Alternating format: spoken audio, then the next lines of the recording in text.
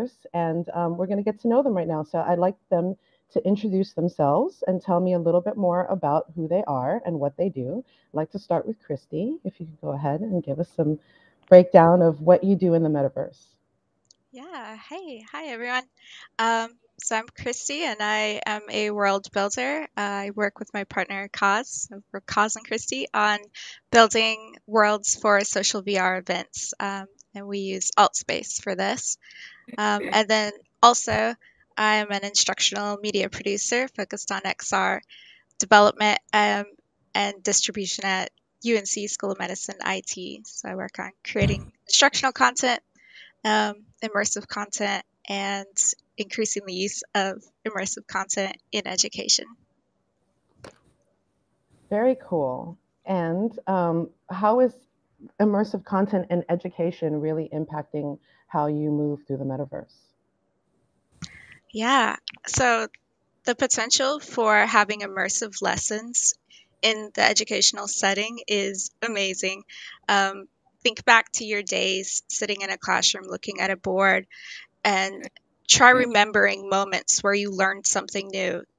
They're typically it's a little harder to form these memories when you don't have the context of what you're learning. And so something really neat that immersive media, immersive content offers is that spatial orientation for memory making. And that allows us to create these meaningful moments as we engage with our learning.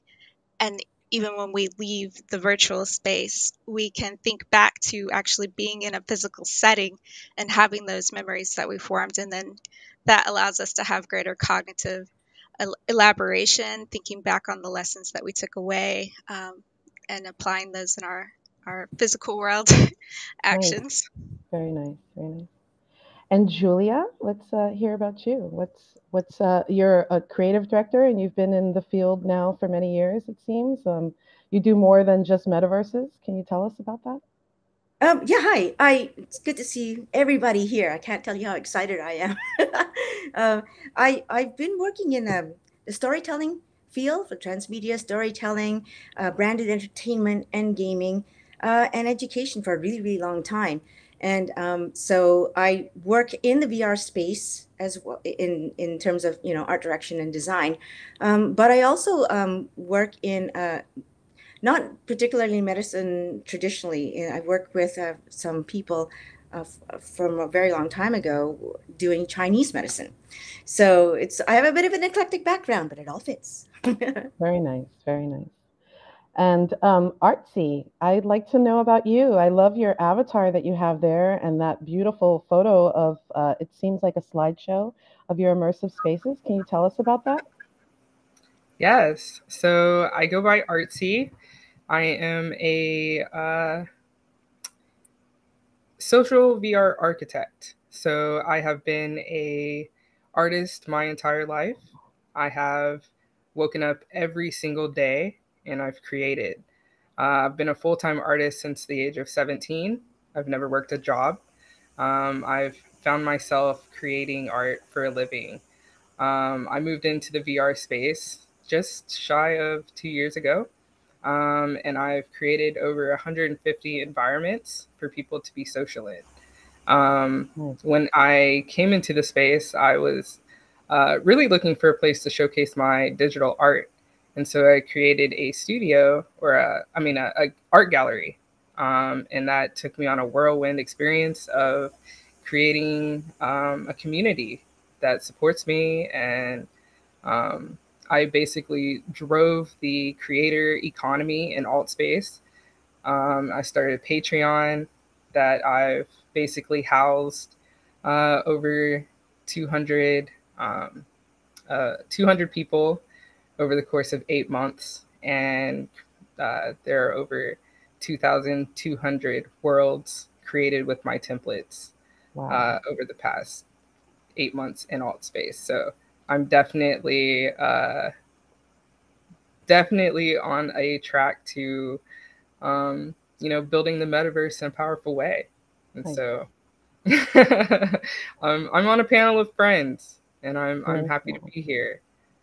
Juliana is one of my first friends in Altspace. And Yeah. I'm definitely happy to be in good company. That's great. So Altspace is your metaverse of choice, all three of you? I mean, is that the main one? And if it is, do you dabble in other ones? And what attracts you mostly to Altspace? Anyone can start. I love Art, yeah, Altspace because of the community and the powerful tools that they give us to be event creators and world builders. It's very easy to use the tools and to really thrive as a creative in the space. and you, Christy? I echo that. The community in Altspace is amazing. I really enjoy going in there and being able to walk into a world and explore it with friends, people that I haven't met in the physical world, but they are truly friends. it it's an extension of our physical life. So that the community in Altspace, everyone that I've met in there is true to who they are, and I really appreciate that. Juliana, do you have any comment on Altspace? Yeah, you know what, accessibility is really important to me. And when you're creating a world, you want as many people to dive in as possible and to have that sense of the world is theirs.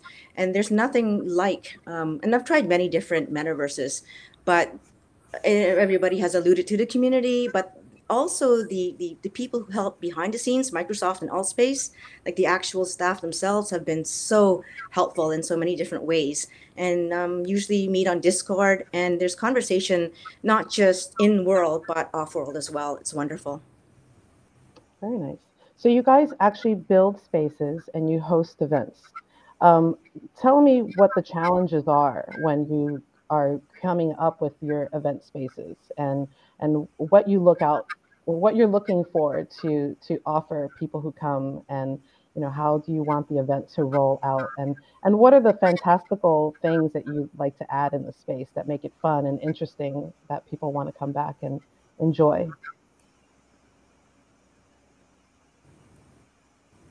I know this is probably cliche to say, but the only limitations that I've run into is my imagination. I think that there's maybe a limitation with the hardware, and that I think our desires to go above and beyond what we can create in the real world is the limitation of the hardware of the Oculus being a mobile device. Because I've been into some of the tilt brush paintings that Jules has made, and we want it to be a seamless transition, or some of the endless scenescapes that I've created. Like, you want it to be seamless, in terms of performance, or you want to have thousands of people join your events and everybody be able to see each other. Um, but I think those are really the only limitations in terms of uh, that type of social experience.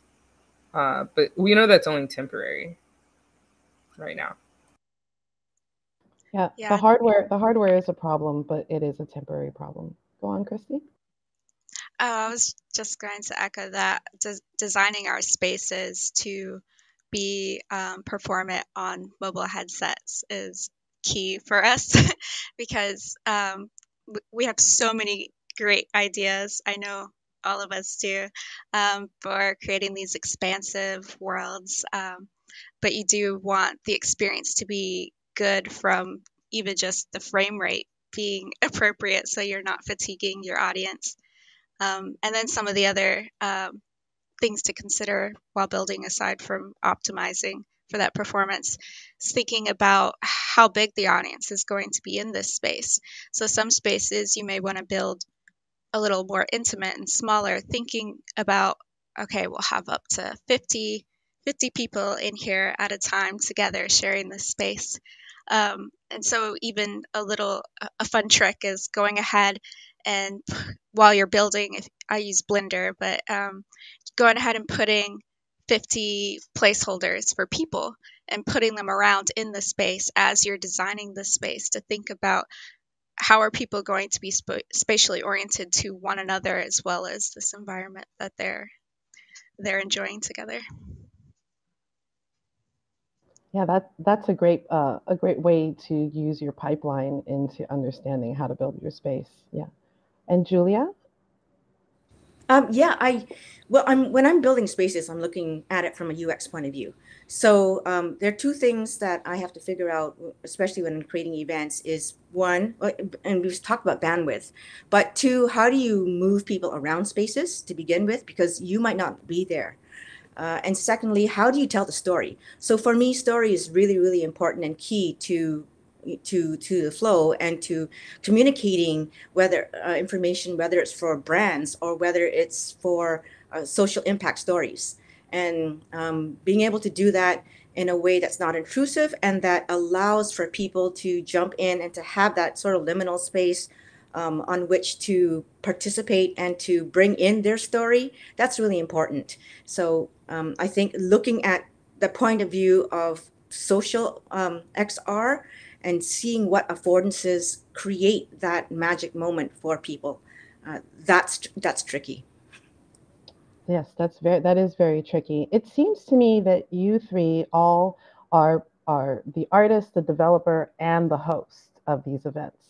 That's a big task to take on. I've been in virtual spaces many years, and usually that's a broken up task. You know, you have your developer, you have your artist, and you have your host. But what motivates you guys to own your worlds in this way, and why do you feel it's necessary to have the full breadth of everything under your control in that way? We can My start with, yeah, Artsy. my journey as an artist has been one of wearing many hats. Just because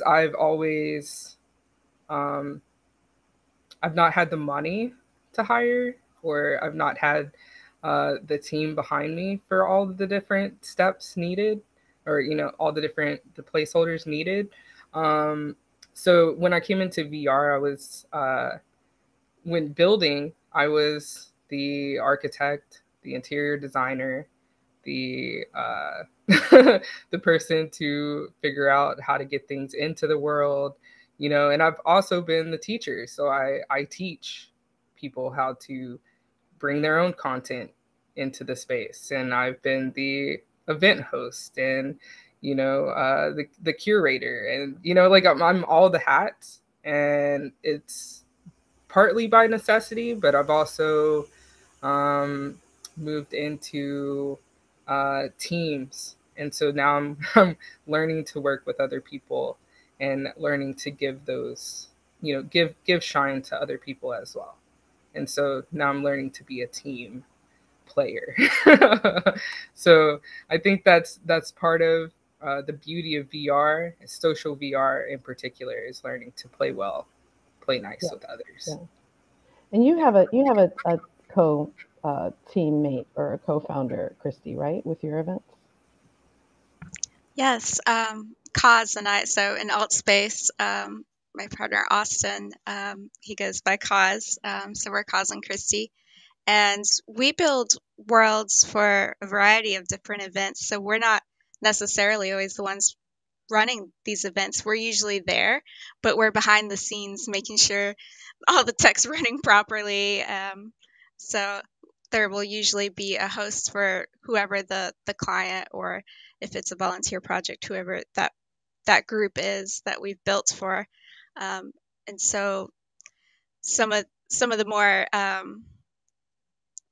popular names you may have heard of would be like Burning Man, BRCVR group came into Altspace, and we've been working with them. And Educators in VR, they've been in Altspace for a long time, and I've been working with Educators in VR, and they have their own events team, which is very helpful because when you're a builder and it gets to the time for the event to happen, sometimes you like to focus on making sure that all the the technical side is in place, and any kits that might need to be added, during the event or taken out, all that stuff is being handled. So it is really, really helpful to have people come together and create these experiences as a team. Very nice. And Julia, do you work by yourself or with a team? No, I actually work with one other person. His name is Nicholas Liang. And I'm spending so much of my time actually doing creative direction for different projects. So I don't have as much time to do development. And so he's really being able to find that other person who thinks at the same level you do. And, it's really magical. But this time around, when I was doing an event for Burning Man, we had an event, we brought in DJ Illuminati, and it was like the first time I've ever had the event produced, and I just went nuts, right? It was like, what? There's so much work to do, and then there's so many things that you have to consider. But it was really great and amazing, and I wanted to speak to having this community of Christy and Artsy, and being able to say, hey, at any given moment, I knew, like in my hands, like I can go and contact Christine Cause, or I can contact Artsy, you know what I mean? And so there was this sense of the camaraderie and the community that is built around here that has kind of helped. So thank you, thank you, pioneers, I suppose. And that's all. Well, speaking of pioneers, I mean, we're all women here, and we all are metaversal people, technologists, artists, and social butterflies that love to hang out in immersive spaces. I mean, how does that affect how you traverse everything, being a woman in this space? And I mean, I can tell my personal experience. I've spent a lot of time hiding behind avatars and icons that don't really necessarily show my womanness, just to get some credit with the men. But I know that a lot of that's changing, and I just wonder, how do you guys move through this space and hold your ground in the metaverse as a female? I guess I'll take this one first, if you don't mind. Whoa, boy, what a good question. So I work in Google Tilt Brush, which is, it's different than Blender, and different than other works, and it's incredibly unique in a way, the way the structure and the modeling is painted, actually. So that puts me in a different category in a sense, because I come with the fine arts point of view. I think, and I have to say, I think cream rises to the top. If you see work that is phenomenal, and it goes beyond what our expectations are, it moves you, it's emotional, it's impactful, it offers a strong message, then I have not had any difficulties, putting works up and saying, hey, you know what? Take a look at it. It's important. It's important to humanity. It's important to the world. This is the message. Here it is. Thanks. Christy, you have any comments? I will say that the work certainly speaks for itself. Of course, people may not always know that you're attached to a specific experience, but if they do, they appreciate it. I think this is a good discussion because there's still a little ways to go. If you're a woman working with a team, and perhaps if you're the only woman, sometimes you might get left out of certain conversations, and it's something that I've noticed a few times, but luckily, like with the worlds that Kaz and I build, anytime someone like runs up to him and is like, oh, this is a beautiful world, Kaz, and I'm like standing right there, I have an awesome partner in this, he'll immediately say, Christy and I built this together. And that helps a lot, having allies in making sure that there's this equality of representation. Yeah, that's wonderful to have an ally, a buddy. Yep. And Artsy, how do you feel? I've had my fair share of resistance to me being in the space and being as powerful as I have been and as visible as I have been. I don't know if it's necessarily because I'm just a woman, or if it's because I'm a Black woman, or if it's because, I came in like a thunderbolt the way that I did. But it doesn't matter either way, because I've always been this person in the space that I come into and the way that I operate. And I'm okay with it either way.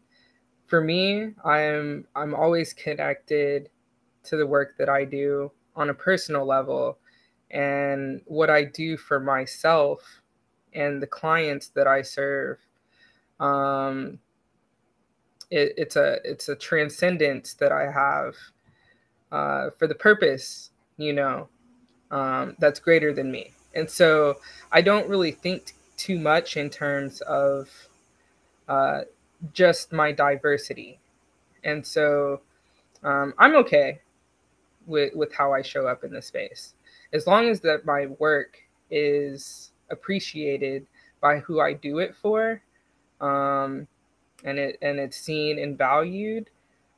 It's gonna happen, and it's here, and Yeah. I'm grateful for the opportunity, and that I'm an artist, and that I'm an artist in this time period, and that I've stumbled across virtual reality. Um, I'm just grateful. I'm Yep. grateful to be here. That's Yeah, awesome. Yep. It's I want true. to Yeah, go ahead. I yeah, just want to agree 100% with you, Artsy. The magic of this is the moment that you see people coming into the space and enjoying it. Just the fact that they're able to connect with one another in this virtual world. yeah, Sometimes these might be completely out of your imagination worlds, but sometimes they are tied to a physical place, and so they have meaning to the people that come in there.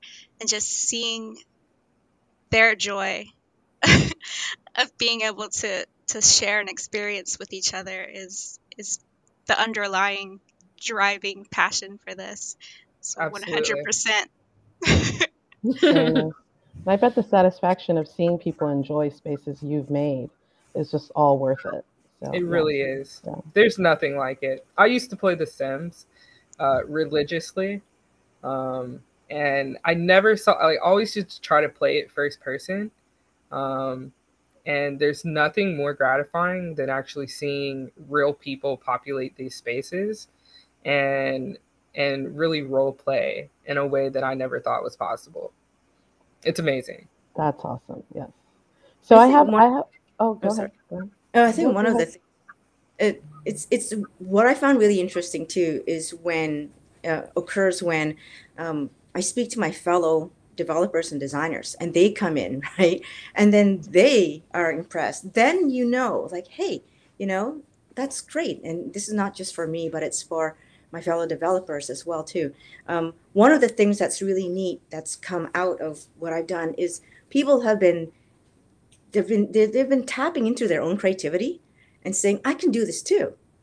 Like I can just do this too. I can bake bread or whatever people have been doing in the pandemic, and I can and get in touch with something that inspires me.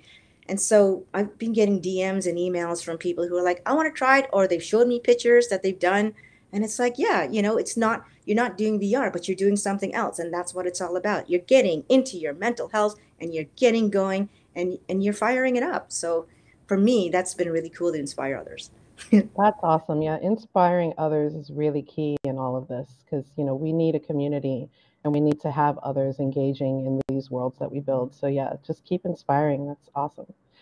I know that we're going to be moving on soon, but I have one last question and I want to do a kind of lightning round with all of you. Um, just give me the high level pipeline that you guys work with technically to build a space. If you could just go down the, top level pipeline of what your tools you guys work with. And I'll start with you, Christy. Yeah. So depending on the purpose of the space, if it's for a client, there's of course always that initial discovery meeting of what are their goals and understanding the layout, how the layout of the space needs to happen, what story they're trying to tell, and then actually modeling out the space. I work in Blender, and typically just create everything. You start with the cube and you go from there.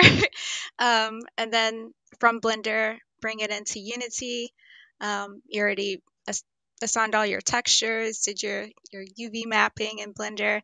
So in Unity, that's where I'll bake lighting, make sure it all just has that glow, or whatever the immersive feeling is that you want from the lighting, and then into Altspace from Unity. So that's the quick rundown of the pipeline. Very nice. Artsy? Pinterest, Photoshop, Blender, Unity, Altspace. Very nice. And Juliana? Google Tilt Brush, then straight to Unity, mess it all up a little bit, add some magic and lights and things like that, and then go right into Altspace. Boom, boom, boom. Oh, and lots of user testing. You can't forget that. The QA is important, yes. Well, thank you, ladies. This was great. Thank you. I'm so happy to have met all of you. You guys are all amazing. I'm more inspired now than ever before. And just thank you so much for everything. Yes. Thank you, everybody, for joining. I have to say, I was listening to you guys and I had some goosebumps. I was so proud to be able to watch you guys. And I think, the message here is the confidence that you guys feel in your creations and what you're doing, and that is passed on and moved forward. So thank you all so much for being here today and joining us in the Design Summit. Yeah, and I'd recommend checking out some of the worlds in Altspace. Go check out each of the worlds. I know there's some different stuff within Burning Man each of you had. But yeah, as we start to wrap up that amazing panel of looking at modeling the metaverse, we're going to be moving on to our next panel.